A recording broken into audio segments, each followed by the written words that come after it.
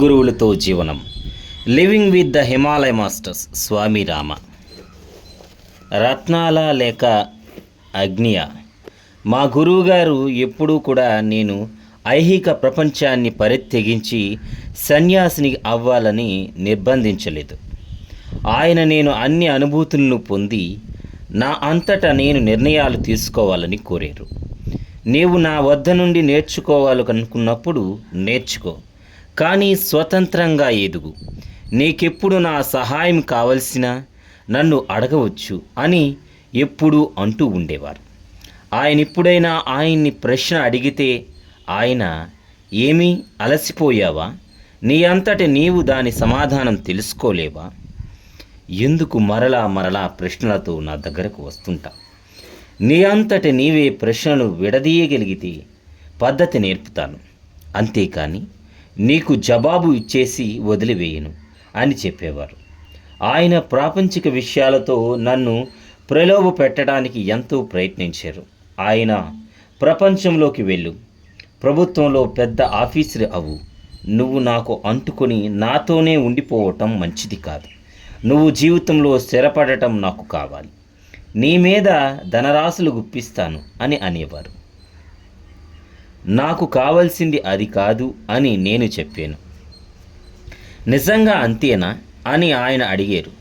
ఆయన అప్పుడేమి చేశారో చెప్తే మీరు నమ్మరు. ఆయన నన్ను కొండల్లోనికి తీసుకువెళ్ళి, నీకు రత్నాలంటే ఇష్టం కదూ అని అన్నారు. అది నిజమే. నాకు అందమైన వస్తువులంటే అమిత ప్రీతి. ఆయన నాలో నిమిడీకృతమైన కోరికలు తెలుసు. అందుకు ఆయన అన్నారు, ఇదిగో ఇక్కడ చూడు. నా ముందు పెద్ద రత్నాల రాశిని చూసి నివ్వెరపోయాను. నమ్మలేక నా కళ్ళును రెపరెపలాడించాను. ఇది నిజమా, భ్రాంతియా అని పరీక్షించదలుచుకున్నాను. ఆయన, ఇది భ్రాంతి కాదు, వెళ్ళి వాటిని ఏరుకు అని, అవి స్వచ్ఛమైనవి నీకు హామీ ఇస్తున్నాను. వాటిని తీసుకో, అవన్నీ నీకే. హిందూ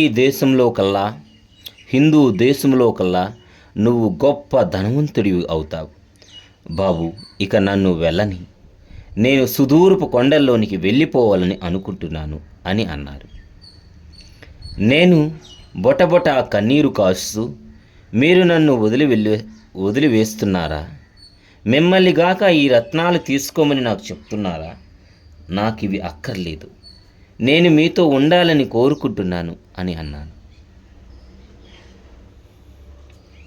నువ్వు నాతో ఉండాలనుకుంటే అల్లక్కడ చూడు, ఆ మహోన్నతమైన మంటని చూస్తున్నావా అని అప్పుడు ఆయన అన్నారు.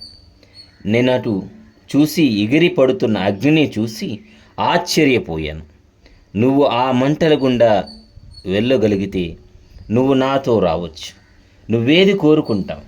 ప్రాపంచిక విషయాల్ని ఎంతవరకు కోరుకుంటావో, జీవితపు వెలుగును అంతవరకు కోరుకుంటావో నువ్వే నిర్ణయించుకోవాలి.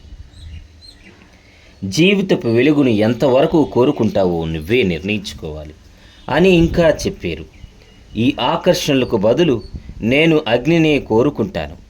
నాకు పునర్జన్మ కావాలి, ఇంకో దారి లేదు అని నేను అన్నాను.